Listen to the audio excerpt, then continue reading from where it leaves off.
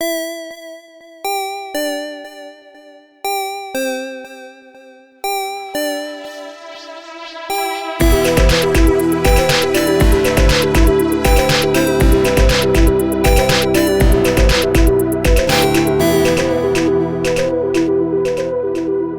Rev, but do we finally get the full explanation for Dream House / Fun House? Ooh. Yes, I was just talking to Megan about this before the recording started. I'm actually going to kick this answer ahead to Future Rev because I took this question seriously and I started to write out the full, here are the doors, here's what the meaning was I had behind them, and I have only gotten halfway through that.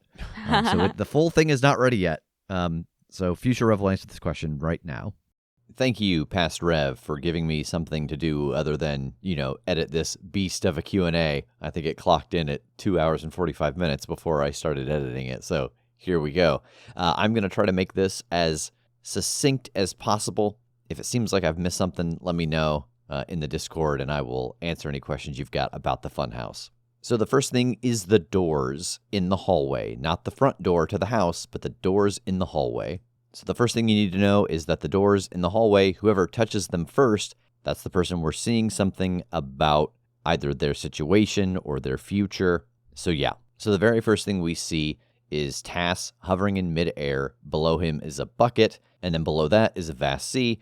Tass has a handful of stones. He's looking at them. He drops some into the bucket. As he does this, water overflows from the bucket into the ocean, and the ocean gets more tumultuous with everyone he drops in there. This was basically his bottled it up. I had all of these holds saved up, and I wanted to foreshadow that the stress of all this was going to start getting to Tass, that the more he bottled things up to deal with the moment being the bucket, the worse his internal stress was going to be, a la the image of the sea getting more and more tumultuous. I actually had some things in mind about how to shift him playbooks or give him some conditions based around the amount of stress that had been built up. But then he ended up shifting playbooks on his own because of a couple things that happened to him. So that is the first door. Next, we have that same door as Jake tries to reach into it. And this is where we discover that the first person gets a vision. If you try to reuse a door, it just is going to give you a bad vibe. It's going to try to prey on their fears or their insecurities. It's not giving them a vision. It is just trying to make them uncomfortable, uneasy. It is like the defense mechanism of this house. In this, we see Jake having the nightmare where his teeth are falling out, and in dream study, that is pretty common imagery for feeling powerless or out of control. And at this time, the team has just had a loss. Jake has had this struggle with his god, so it seemed appropriate. Next, we have the front door to the house, and these were all just it trying to keep them inside. It did not want them to leave. Once you were in, you were in, so it didn't want you leaving. So this is where we see Tass getting possessed by the memory of the soul bat and attacking Jake. This is where we see TJ leaping into the water to go after Jake's hammer, but then the vines coming up to grab him and pull him down. Next, we have Jake hitting that same door with his hammer. In this moment, he kind of turns into a toddler wearing his father's business clothes. And this really was just the two magics were interfering with each other. So he was not getting kind of the nightmare to stay in. He just got a random effect that just popped into my head at the moment. Then again, we have the front door where Jake goes to grab it and Tass grabs onto him. So they both get hit with this effect that is trying to keep them inside of the house. And this is where Jake sees himself cast out by the defender and turning into a werewolf. This is, of course, a nod back to earlier when Jake was infected with the werewolf serum, but also had the god inside of him that was kind of fighting them off. And then Tass gets pulled back into the fight with the golem and that feeling of being sucked out into the void. Once they are all outside of the house, what they see is just this island floating in the middle of nowhere that they are on, and this house on top of it. They look back. The house has windows, and some of them are closed, some of them are open. It's a big metal square building, and that was just the kind of perception of the mind that I had for myself at that moment, and thinking of like a liminal mind space. And then this is also where, once they go back inside, we have Tass leaving open the door, which grants access to this other Nash in the future. Next, we have TJ opening a door, and this is where we find him sitting at a workbench, and there is a woman made of blue energy that is feeding him slices of apple as he works. And this was kind of the initial element that put the idea of the builder in my head, that there was some force out there that was guiding TJ to create things. And so the blue energy we see later with TJ, and then the apple, knowledge being fed to TJ. As we go through this, there are the things when they come back out of the rooms of like turning into water or just scrolling through the color wheel. Those were all just weird effects. I had a list of them. They were not specific to the visions or kind of giving them any additional information. Those elements were just disorienting ways for them to re-enter the world. And same thing with Tass rolling weird to kind of control the dream and pull something out of his pocket, and instead getting a butterfly with his shop teacher's head on it. Again, that was just on a list of random weird things for them to see in a dream, depending on how the rules went. Next, we have Tass going through a door, and this is one where he steps through and he is on cobblestones and he hears someone behind him running, and it is Ori being chased by something, and he hears the sound of big wings. This is a hint about the future story with Ori having been kind of overcome by his vampire side as he learns. So that story won't come up for a little while yet, but this is where I knew, like, oh yeah, Ori is training with Nash and it's going to get the better of him, and they're going to have to kind of face this man-bat version of Ori in the future. Also in this, you'll notice that as they're dealing with the hallway and stairs and stuff, I just say facts to them. Things like, they're like going to head down the hallway, and I go, great. You all turn to go down the hallway, and you remember you're standing in an elevator, and it goes up a few floors and opens into a short hallway with a door at the end. And that was, again, just kind of stuff to discombobulate them. Me just speaking a fact as if, oh yeah, you remember you're in an elevator, because that's how dreams work sometimes. So I was just shifting the landscape on them and not acknowledging that I was doing it. Next, I believe, is one that we know the answer for. This is where Jake goes into a door and he is at a table, and in the seat next to him is an empty space, but it is all of these versions of the Defender. And that was the hint that something bad had happened to the previous Defender, and that there might be answers for the questions that they have if they were able to seek that person out. Next, we have the door that they all three try to reach for at the same time, and I give them the Alice in Wonderland treatment, where as they reach for the doorknob, the door and the knob get smaller and smaller and smaller as their arm stretches out, and as they pull their hands back, the door returns to normal. That's just one of my favorite images from that cartoon, and I thought it would be a good disorienting thing. Next, TJ finds the room in the kind of attic with boxes, and again, based off of who it was that went into that room and opened a box, I had a piece of information for each of them. What TJ found was the image of the spell. We know that TJ was trying to understand the spell when he destroyed some stuff back on Keeley Island.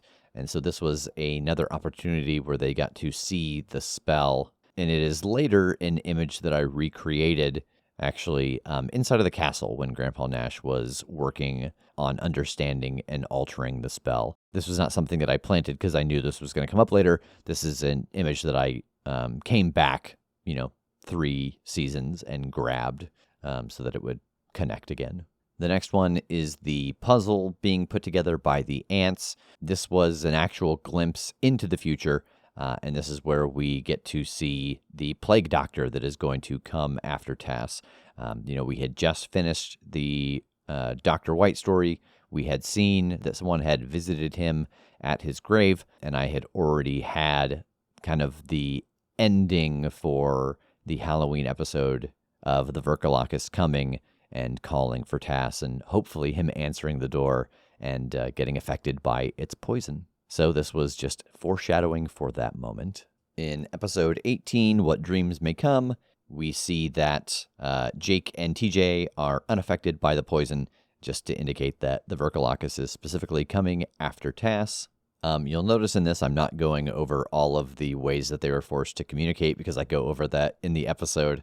So all of those elements are in here, but then once they start to roll better on those weird rolls, their ability to speak turns back to normal. And then I believe lastly, we have everybody trying to wake up, Tass staying inside the head for a moment and being confronted with the crystalline Spider-Woman.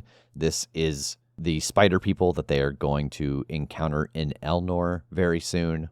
So again, this is just direct foreshadowing. And she was crystalline because of the giant spider bear. So it was a mix of the queen and the spider bear, kind of showing elements of both of those threats that I had started to pencil in when it came to this idea of Elnor. Then we go into Tass's mind space. A lot of these things we covered after this episode. They were just memories from Tass's life. The few interjections that I had were the ghost flicker of Reeves to indicate that that spirit was still there and, in fact, inside of Tass. There was the vision of Nash on the television in the middle of the Power Rangers episode, and this was just showing Nash like what he looked like in his youth, kind of along the lines of Vlad the Impaler vibe. We have the elements of the house being haunted as Tass is trying to communicate, the blood coming down the walls from any number of horror movies. And then we also have the gravel pit where they can hear an engine revving and see flames. That is an indication that Damien is going to be back. That was him kind of traveling down a path to find his way to them again. We then see the flashing blue crystal, and this was my indication for what we ended up in the show calling potential. People who could hold something extra, something special.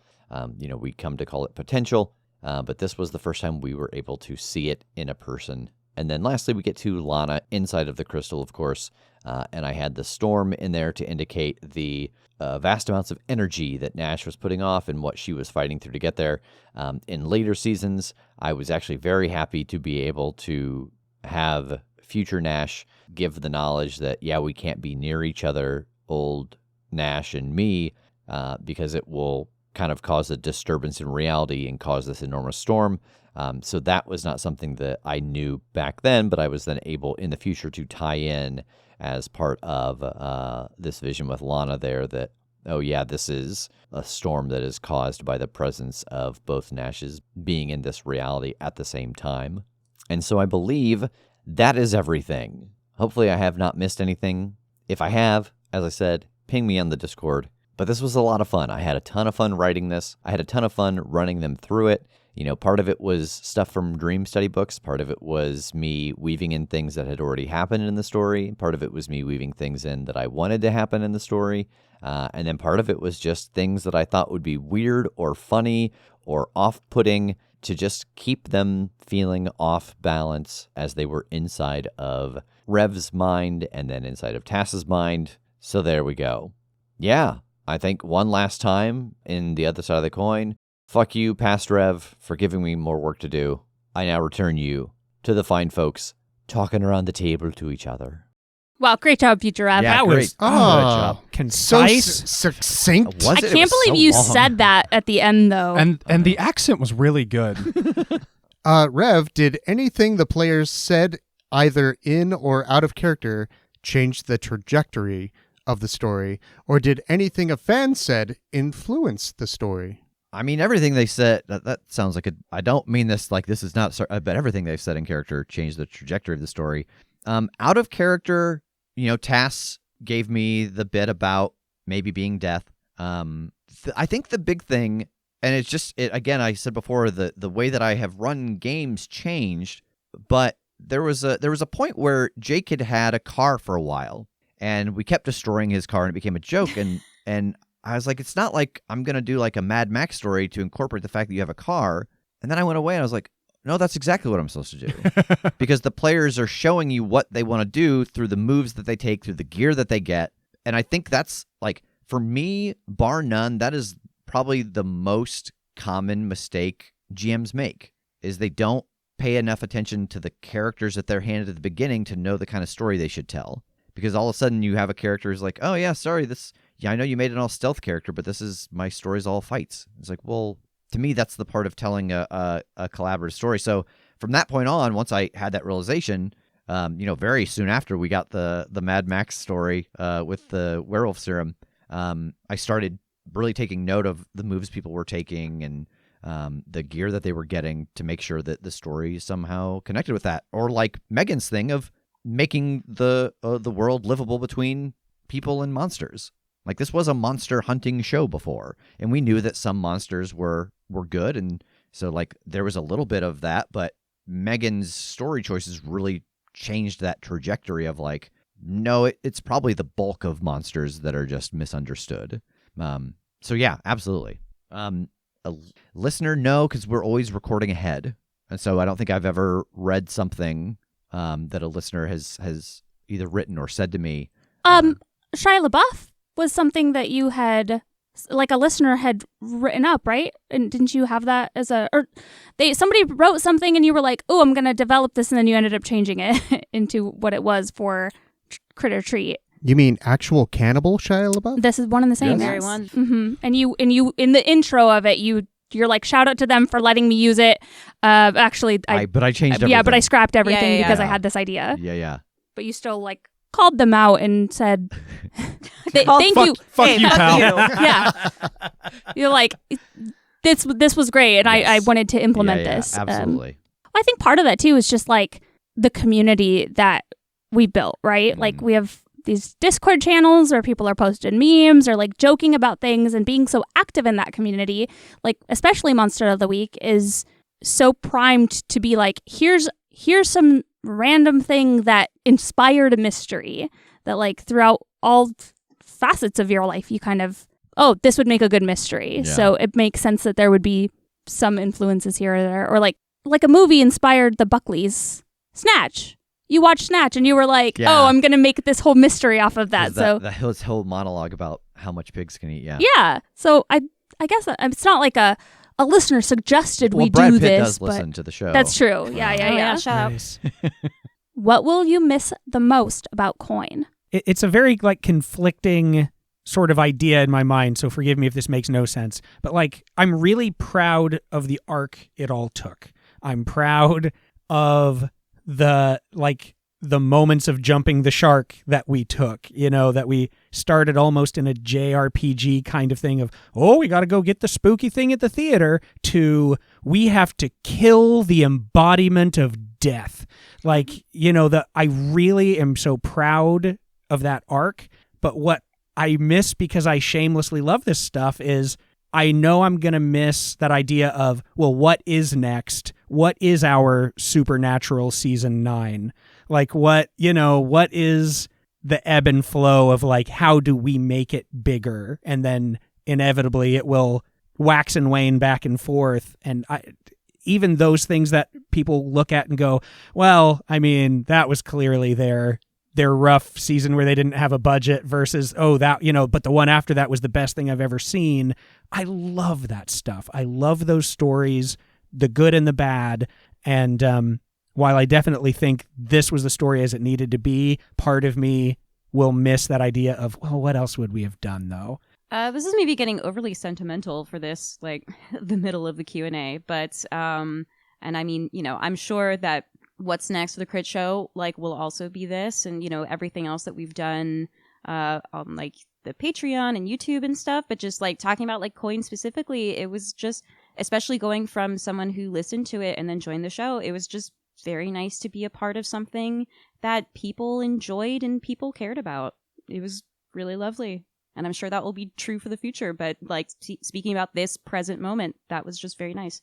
I think the thing that I will probably miss is just the kind of like what Tass was saying, the what if of it. Like, the thing I really loved about this story was that I didn't know where it was going to go. And so it really made me pay much more attention and try to remember a lot more as things came up, and then, building in a way that honored what had happened before and made sense going forward.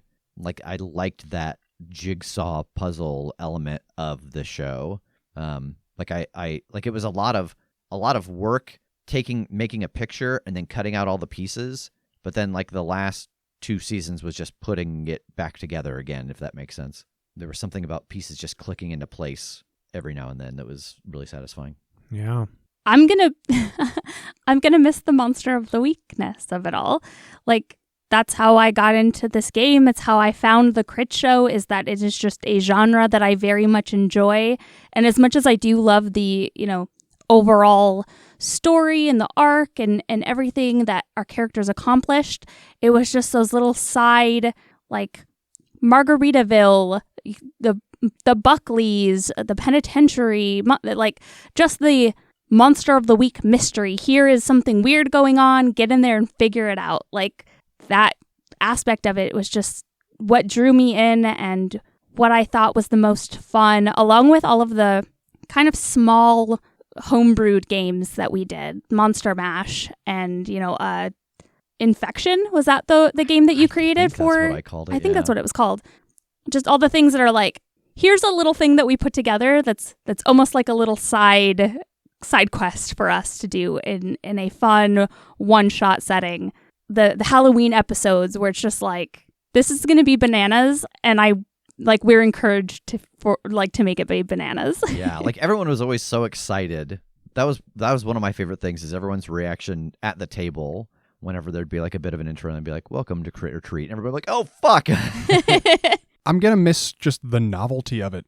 Like, we're going to do more fun stuff, and we obviously haven't done everything that can be done, but like, we did a lot for the first time, and it was an adventure, and it was exciting. And like every first was a new exciting thing, and there will be more firsts ahead, but there are a lot that we can't do for the first time again. And I'll miss some of those ones that have, come and gone now. I'm going to miss my friends and hanging out with them and fighting monsters.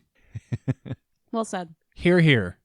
Mostly directed at Rev, but are there any paths the group/story took that you wish had gone a different direction? Or if not, wish had gone differently necessarily, that you were really interested in or intrigued by the alternative? Tell us about what you hated about what we did. Yeah, do you have notes? No. Yeah, because Ruth asked me this same question. There's nothing I would change, because it all needed to be there to build up to what it ended up being. And so like I said, if I had not given it a lot of thought, my initial answer would have been that, like, oh, I wish we had seen the dwarven stuff with TJ.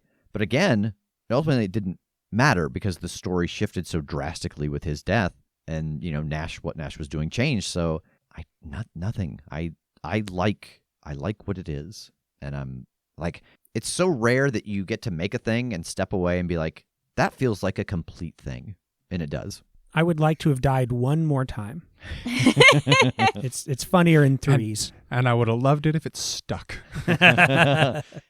Favorite lines from the show? Mine is, be my defender again, or if I could choose anyone to be death, it would be you, because I know how much you love life. That was a good line. Nice. That person has like very insightful choices. The lines that Yeah. stick out to me are always like the really silly ones. Same. I was gonna say that, like Burger King. Burger King, exactly. That was Kim my and first I thought. chanted that around Chicago one day. Like, just it's sticking time. Like, things that made us as a table just crack up, and like, those are the little things that stick with me, because I know that they're going to persist. I'll stay in the mud. Yeah, I was gonna say. Exactly. I'll My stay in the favorite mud. line didn't make it to air. Like, those are just things that have permeated our everyday mindset. And like, while, like Kim said, like, these lines are very impactful, or like there are definitely lines that like hit emotionally hard in the moment. Like, those little goofy things are what like live on in my head. So those kind of lines are my favorite as well. Yeah. Like, jump on 3. 1, push. It's in my pockets. It's in my pockets. It's in my pockets. Speaking of one that also didn't happen even in this show, but it was mentioned in an intro, the I want to fly away until I can't see any of this anymore. Yeah. One of my favorites ever was from the werewolf trucking thing, and it was when TJ climbed into the cab with the driver and introduced himself and went, "We're going to have a great time, you and I." I know the rules of the road. Excellent. Excellent. I'm glad that built up a little. Joke grenade, yeah. Excellent. Oh, God. What happened to Castle Nash? Also, is there anything from Nash's backstory that you came up with that we never got to hear? Castle Nash in the sense of the one that, like, Death Nash was living in Canterbury. Oh, man, it's still there. Unimpregnated? Mm-hmm. Yeah. I understand this now. I was like Pluto Nash? Like Castle Nash. Like I was like, this is an individual, and it's clearly it's Nash. I get it, but I thought I they see. meant Grandpa Nash, Well, who lived in a Yeah, I castle. thought they were talking about our castle. If it is our castle. that's it. That's we see at the Comrade. at the end of the episode that becomes a school for kids with magic powers. Oh, yeah.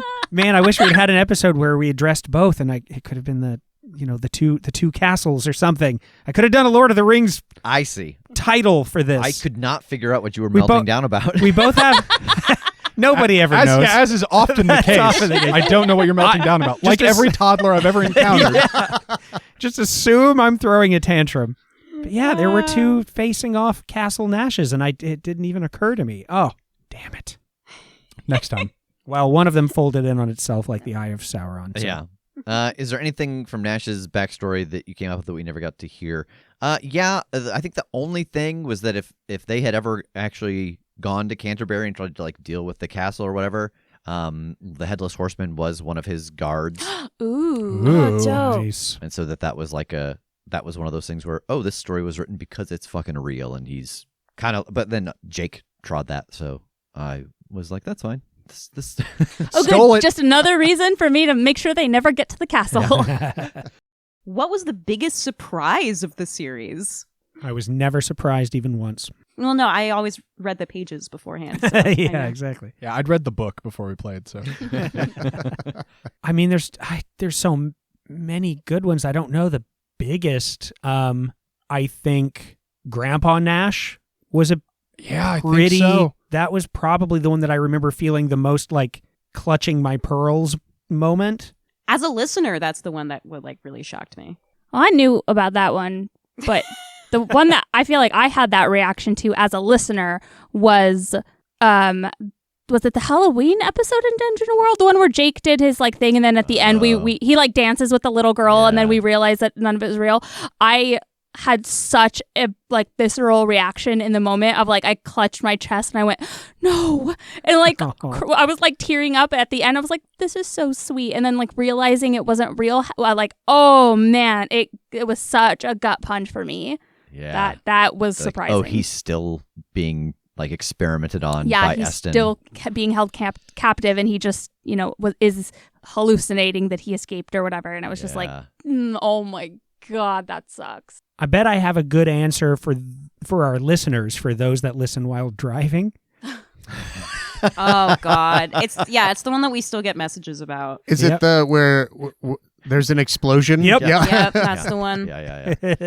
I think the biggest surprise for me was that Death and Nash, that those stories came together. Like in my head, those were always two different problems to solve. And so Yeah. the fact that became a single problem that you came up with a single solution for was something I never would have expected and like surprised me as the person trying to keep track of it all. Nice, yeah. It was when I came back from the dead for me. Nice. Yeah, Yeah. I was not expecting that phone call. Yeah. Boy, and if I'm being honest, like I think my biggest surprise was when you all changed in my head who Ori was. Like the way that you were Oh. interacting with him, and I was like, oh, he's not the big bad here. He's going to help these guys. He's working for somebody else. Like tick, tick, tick, tick. Like that was really a surprise to me that like, oh, this character's not talking the way that I thought he would, and he doesn't have the opinions I think he should, so I should listen to him because that's the character. Love that. Yeah. What were your favorite dynamics between characters, PCs and or NPCs? Speaking of Ori, the bromance of Jake and Ori, I loved. Yeah. Very solid. Also, Jake and Danny, Yeah. Jake and Tass, Jake and Jake. Jake and Jake. Oh, that was really great, That was actually. a hot one. It was truly the Jake show all the way through. Yeah. Kim and Strom was very, very good. Yeah. Thanks. I said this on the stream the other night or something, I think, but Megan and Grandpa Nash. Yeah. Yeah, that from the start, like, it felt so lived in immediately. Like, you both just did a phenomenal job with that. Just connection was like fully formed from the beginning, and it felt that way. Oh, thanks. I loved Margaret interacting with anybody just because she was Yeah. just such a wonderful bitch. Parentheses, affectionate. I was going to say Margaret and TJ. Yeah. Like, and I mean, TJ and several people, but just anybody that was like, I'm baffled by you, but God damn it, do you provide results? Like, The World and Ranger Dave. That one was like the most surprising to me, I think. I should have answered this for like largest surprise, just how much we all loved Ranger Yeah. Dave. Yeah. The importance of late game character who only appeared because of like a reward during our our live stream. Yeah. Yeah. And that character is in the final vignette. The legacy of Ranger Dave. Like, Jeff and Eddie didn't make it into the final vignette. Yeah. I don't think Ori did. He did. No. He did. Oh yeah, In a- that's right. in a That's pickup. right. No, that's right. Yeah. Oh. Yeah, I did the description before the pickup. That's Yeah, right. Tass and Damien, like, that was always really good. I can't remember if I talked about this outside of the table before, but like, that was one of the things about like Damien and I had kind of like a flirty moment when we met, but I never really pursued that. Not because I wasn't interested, but because almost every time we encountered Damien, it was under some dire circumstances, and Tass would always have like a really significant heart to heart, and it felt like inappropriate to like be like, hey, what's up?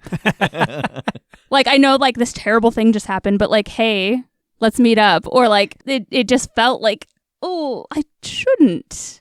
Like, we didn't show enough. There was enough, like, shopping episodes Yeah, to be able Yeah. to justify it. yeah. Yeah. And it's like those scenes that Tass and Damien had were so good, and so like there was such a understanding between them that it felt like I didn't want to cheapen that by like taking away from Damien being there for that purpose.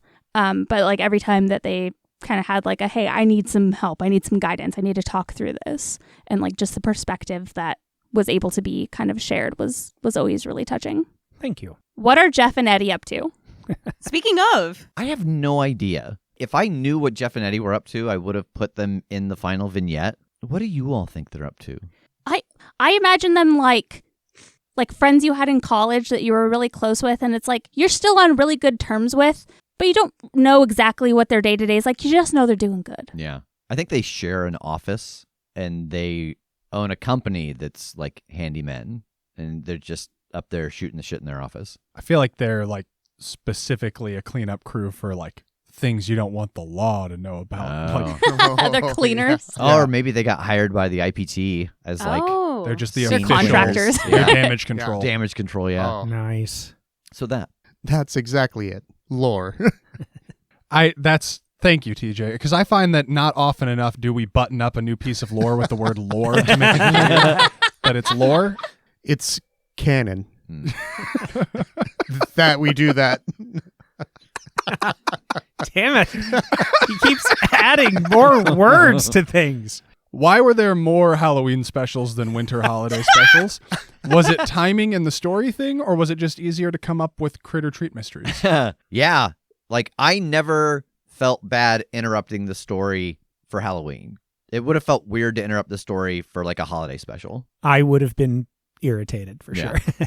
Halloween does just lend itself to spooky mysteries as well, so it's thematically appropriate. But and Halloween is about, you know, the trick or treats and the fun and the spookiness, and that's essentially what Monster of the Week is. So I can only think of one real ghost story in Christmas time. A Christmas Carol. Yes. and we did that one. So there you go. Perfect. holiday stuff did come up so often. Yeah. Like we had the North Pole was a base, and It was. like a Christmas elf robot was one of our top Yeah, operatives. that's very like true, yeah. it was there. He had a full body that he climbed inside of and operated. You know what's it's just, let's take a step back and just listen to ourselves for a second. To be like, what was your story about? Well, a Christmas robot elf was one of our top operatives. Yeah, and he did a meat Dave at the end. It's great. You said meat Dave like a meat cute. No, like the body was made of meat. Oh, I took it as what Megan said. That she got partnered with Ranger Dave. I was referring to the Eddie Murphy film Meet Dave, where a bunch of little men pilot a normal-sized man. Oh, God. Why are there so many interpretations of that phrase? Yeah. So I have a question for you. Yeah. What was your favorite monster that appeared on the show? And do you have a creature type that didn't appear that you wish had? I mean, it's not a monster type, but like, so maybe I shouldn't use this as my answer. Just Eston and all of his different forms just kept being one of my favorites for both creepiness factor and versatility, and just all of the facets of him were very all interesting. Around high scorer. He's a Yeah. real MVP of the team. Yeah, absolutely. Baba Yaga along with that, in the sense of like getting to see what she looked like and all the different world versions. I didn't realize that that's who Ricketts was. When I found that out, I was like, that's amazing. That's so good. Yeah, oh, it's so good. The slugs, Selena, the slugs. I loved. Yeah. So good. My favorites in hindsight were the ones that had me the most frustrated at the time, just the ones that seemed insurmountable. So early game Strom and the Draugr. Like both of those that I was just like, oh yeah, what the fuck are we supposed to do about these? Everything we're coming up with isn't gonna work. I'm so angry. And then once it was done, I was like, that's a good one. Yeah, that first Draugr fight is one of, I think, my favorite encounters in the entire show, because we got so thoroughly stomped. Like, we had to retreat. We were like, we're gonna fucking die. And that is just so exciting to look back on and be like, that was close. Yeah. And I think too, if you go by the book, Monster of the Week is supposed to kind of be that when you first encounter the monsters. If you haven't really done the research and really set up a booby trap, like, I think that and the Buckleys are probably the two closest. Like, this is unrelated to us being characters in a show. This is what an encounter would be like with the level of prep that was done, kind of thing. Yeah. Behind the scenes, listener, the amount of, I would love to know the amount of times it was cut when we were recording that first Draugr fight that one of us just cried off of mic, "We're going to lose." There was just like a long moment around the table where we're like, I don't know what the heck we're gonna do about this. I think we have to get in this helicopter and fly away. Yeah, till we can't see this anymore. Shout out to the Rat Draugr, my favorite. Yeah. I think that either the Draugr or the Buckleys were probably my favorite, just because it was kind of radically different compared to some of the other stuff. And then the one that I wish that I had gotten to use is one I didn't learn about really until we were done. I ended up doing a TikTok series where I did a different cryptid for every state. And I think it was Colorado was the Slide Rock Bolter. And I ended up making a mystery of it for Gen Con. And I actually just got my Christmas gift from my Secret Santa from the Discord. And it is a dice tower of the Slide Rock Bolter. The Slide Rock Bolter is this like whale-sized monster, kind of shaped like a whale, that has hooks on the back of its tail. It latches those hooks onto the top of a mountain, and it just waits. And it watches for prey to walk below it, and it lets go, and it looks like a rock slide when it falls. And it just swallows you whole, slides back up to the other side, spins, and latches back into place, and just hangs there and waits. Cool. So he's just surfing a mountain half pipe eating people? Yep. I love it. Yeah. Well, I have no idea how he would have dealt with that. Yeah, he's enormous. He's the most radical cryptid. But yeah, Lisa, little bird, made a dice tower of that cryptid. Nice. And That's it's so very cool. I really liked Cam just in interacting. Yeah. And I think one of the ones that scared me the most was the silver blob thing in Starhold. Oh. That was like when we found out that it was like puppeteering that guy's dead lungs to make sounds and call for help. Yeah, that was damn. such a like dreadful moment that I was like, this is fucking scary. I love it. I'm going to be honest. I think I don't answer Starhold for a lot of questions because I'm blocking out the creep factor. It was so stressful in the best possible way that I'm just like, ugh, I can't. I don't want to think about it. Yeah, Dion. Dion. Fucking think- Dion. You know, I had said that there weren't any moments where I'm like, oh, I wish that had gone differently. One of the moments I can think of where I was disappointed was when you all realized that the creature was puppeteering that guy calling for help before you got to him. Oh. Because I was like, oh, if they just been a little closer before realizing that, it would have been so chaotic. What was the defining moment for your character during this campaign? Why'd you leave out the word incredible? Because I'm bashful. I would have to say for Tej, the defining moment was when I had to look into the abyss that was that hole full of water and actually jump because I had at that point said, you know, I'm going to try and play myself as much as I possibly can. But I also decided that I didn't want to be just myself anymore. And so I wanted to like show that I could, you know, and I think at that moment I was going to choose to not be afraid of anything at that point. Rev has mentioned a couple times, but for me, I feel like it is the pizza party episode. That's not right. Not the pizza party episode. The conception of the pizza party episode. The one where I pretended to run out of gas and Anastasia was invisible with me. And that was so early on in my joining the show.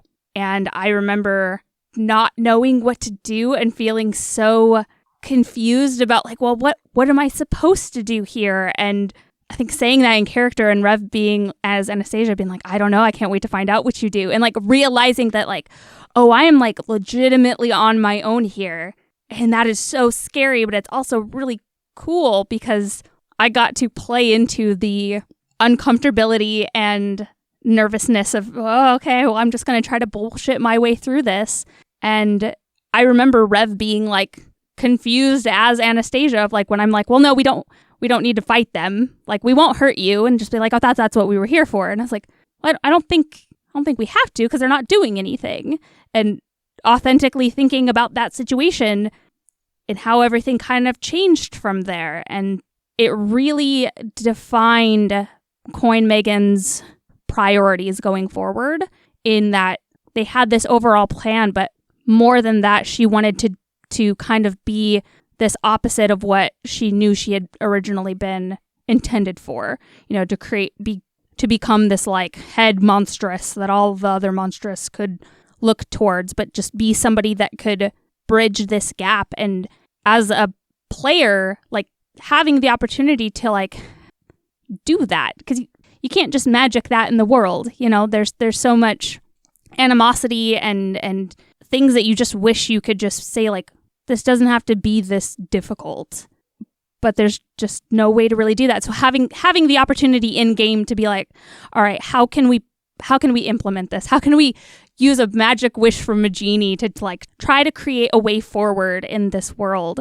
It just all kind of stemmed from that encounter and being able to put forth my own personal like, this is what I would wish that I could do if I had magic. And realizing that that's also what that character would want based off of her history. That's my long answer, but yeah, I think that was it for me. For me, it was in Urban Shadows deciding to be the head of the House of Strom. I think you can basically draw a direct line from that decision to then like every other like relationship or decision that my character made for the rest of the game. And it was funny because like initially when I was presented with that option in character, it was given with the caveat of like, this will have some benefits, but it'll also have some downsides. And then it ended up having 0 downsides. It was just really beneficial the entire way through.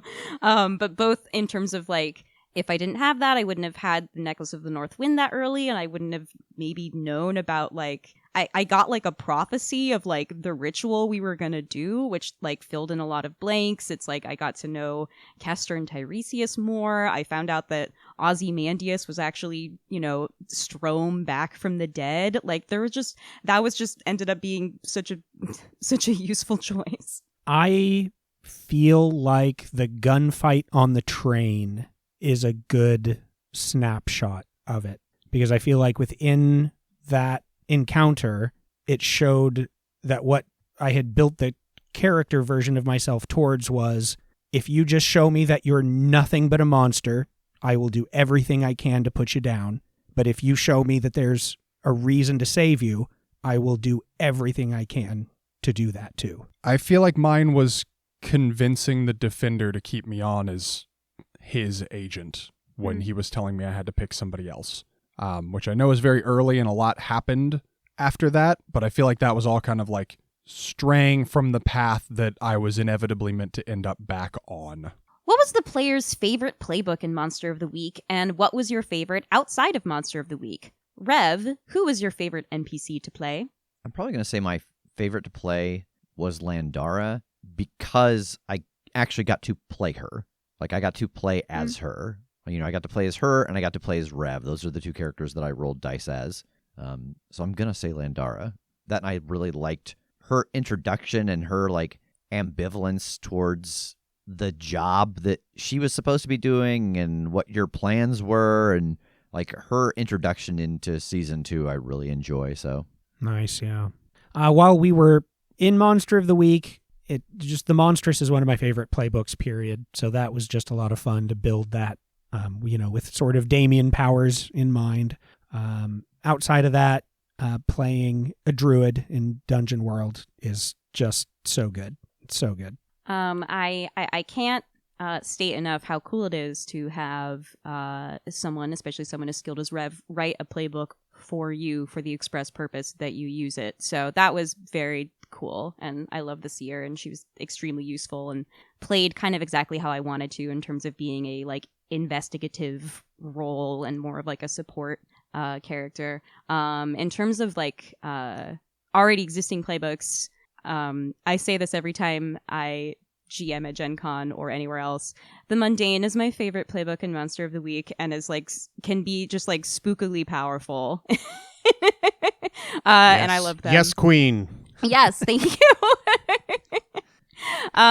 Sticking on the seer route, I loved the Oracle in Urban Shadows. She was so cool. That was such a neat playbook, especially considering how nosy I am and how much I love to just like ask the GM stuff. Having a move that literally was just like, you can break the fourth wall and ask Rev anything I want to about how to solve a current problem was just so useful. It's so strong. It's going to be impossible for me to give a single answer to either of these. In Monster of the Week, I love the Divine, and I got to play a lot of different build-outs of the Divine, and it was super fun, and they were all really good. I also really liked the Protector because of the narrative constraint of I'm trying to replicate the Divine. Yeah. And that was really fun to like dive into. As far as other systems, being a bard was super fun. Being a monkey was real fun, though. The ship rat was real good. Usually in Monster of the Week, like before the show, the Flake has always been my kind of like playbook that I'm like, this is just so much fun. But in Coin, playing the Spooky, it's not something that I think I ever would have been drawn to outside of like looking for playbooks that made sense for me to join. It's the one that kind of fit with the circumstances. And I love how it turned out, how the moves applied to my character story and like the things that she would want to do, and like being tied with the empath. It worked out really well, even though that's not kind of a built-in part of the playbook. And I think outside, probably the Chronicler in Rapscallion, just because I really loved the book mechanics of being able to say like, all right, I'm going to spend time and write this book, and this is what it does. And, there are a lot of constraints around that playbook itself and utilizing that with the mechanics, but the concept of it was just so much fun. Oh, and then in Starhold, the Technician, I think I played. That was very cool. Which game was your favorite? Starhold, I think. I had a lot of fun playing Starhold. It was probably my character's least favorite world we went in, because it was hell for like just the entire experience that we were there. But like as a player, I thought it was a blast and it was so scary. Yeah, same. Starhold's so well written and well built. It's been a blast every time we've played it in any capacity. It's just so good. That said, I still like, overall, I'm still going to pick Monster of the Week as my favorite just because of how versatile it is. Like, it's just so easy to pick up and play. Everybody knows and or has experienced some kind of Monster of the Week story, whether it's all the way down to like Scooby-Doo stuff when you're a kid and up to, you know, much more dangerous, more terrifying things. So just the versatility of it. I will want to play this game for the rest of my life. I'm never going to have to like be in the mood for that the way I would for most of the rest of the PBTAs we went in and out of. Like, they're just so specific that I feel like I have to go, I'm not feeling that genre or that genre.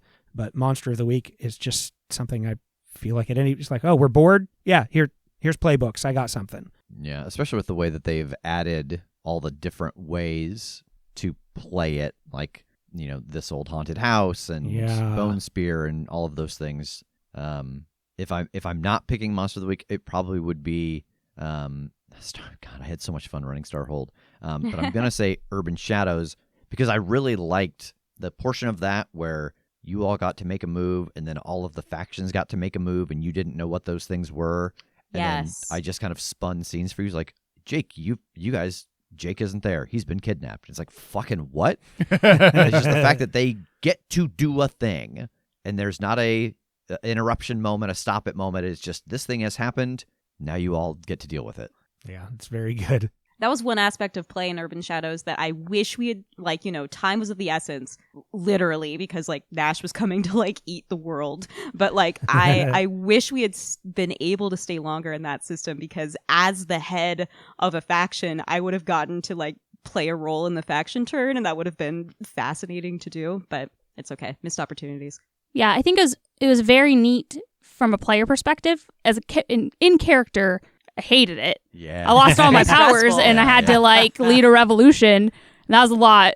That was a lot of stress. So I was very excited to get back to Monster of the Week in People character. keep turning to you like for answers. They're like, "What do we do, boss?" And you're Yeah. like, I hate Like, this. I don't know. I've been to Chicago once. I'm gonna stick with Monster of the Week. I'm gonna cast my vote there too. It's like an old pair of jeans that fits just right. Yeah, no, I agree. I think it's just, like I said, the genre itself is just something that is so dear to my heart that it feels the most comfortable. Yeah. The other games are super interesting, but there's always a level of like, I don't particularly care for this mechanic, or hold on, I got to remember how all this works. And just being able to like come back home to Monster of the Week was always like, oh, I can't wait to see what like mystery or like what stuff happened while we were gone that now we're going to have to figure out. Like, it was just great. People have asked us on the Discord. I think it's worth mentioning here. Our love of Monster of the Week is clear in the fact too that like it's going to be what we still run at Gen Con. Yeah. Like, Yeah. it's what we like. It's what we're comfortable with. Yeah. And just take a second. Thank you, Michael Sands, for creating this thing. Yeah. Thank Let's you. give him a. You have created a wonderful thing. We all adore it. It has changed the course of our lives. We wouldn't be here without it. So thank you, Mr. Sands. Mr. Sands. For Kim and Megan, if you'd had the opportunity to GM arcs for coin, which alternate world / game systems would you have wanted to run it in? Well, I'm GMing something for the Patreon right now. Check out Shadows in the Smoke. I think some episodes should be coming out onto this main feed, Yeah, Friday. which is a Victorian Gothic horror. So that was going to be my answer. But actually, I think that game is so structured in terms of how it plays. I don't really know if I would have been able to like put a coin spin on it. And also it's not, while it's based in Powered by the Apocalypse, it's kind of its own monster. So my PBTA option that I think would have been a very weird change of pace and really fun would be, I would have loved to have run Monster Hearts. Oh, Yeah. And like the idea of like, you know, like being pirates and then going to space and then being like, all right, y'all are in high school. You're all high school monster lovers now. Yeah, of being like this sort of like Monster High meets Riverdale, I think would have been really fun, and it would have been enjoyable just to like do all those tropes and be like, yeah, sure. You have to save the world, but like also you haven't known the triumphs and defeats, the epic highs and lows of high school football. Yeah, that's hard. Like I don't GM a lot of things in general. And if I do, it's Monster of the Week. But if I was like, all right, Megan, you're taking this trunk, you got to do it. We're all doing it. Probably Root or maybe Masks. Oh, Nice. I think putting us in a superhero setting would be kind of neat. But then also being low woodland animals. Oh, guys. Yeah. Oh, guys, we'd have been so cute. All right, you ready for the last question? Yeah. How many seasons is the new show going to be? We simply can't know that. I didn't know how many seasons this show was going to be. you've caught us. All of this was a lie. It's all pre-written. Yeah. Let me count the number of pages in the plot Bible for the new one. The script is... Oh, God, 3 episodes. Oh, no. Oh, no. We never intend anything. Like, we never go in with the idea that something is going to be multi-season. It is a season, a story, and then as the story goes on, we're like, oh, this could be more. This could be longer. Yeah. Without, there's always the baseline, 6 seasons in a movie. Yeah, we got to hit that at least. We haven't done our movie yet. And for quite the movie will be coming. It's awaiting. We've been asked enough times who would play us in the film. Yeah. And don't worry, we've been reaching out to their agents. And they have been saying no. Yeah, vehemently. They've been blocking our number. I've been making new Google Voice numbers. How did you get this number? Also, like, just in the idea that what we do is improv, like, it doesn't make sense for us to plan past a single season. It doesn't make sense to plan at all, really. So it's like, this goes until it kind of makes sense for it to end. Like, you wouldn't want to commit to multiple seasons of something and not knowing if it's going to feel right when you play, or if the story needs to be longer than that, because then you're just like, well, we got to come up with something to fill out the next couple seasons. It just doesn't make sense. So deal with it. Whoa. The new energy Tass is bringing. Yeah. And on that hostile note, thank you so much.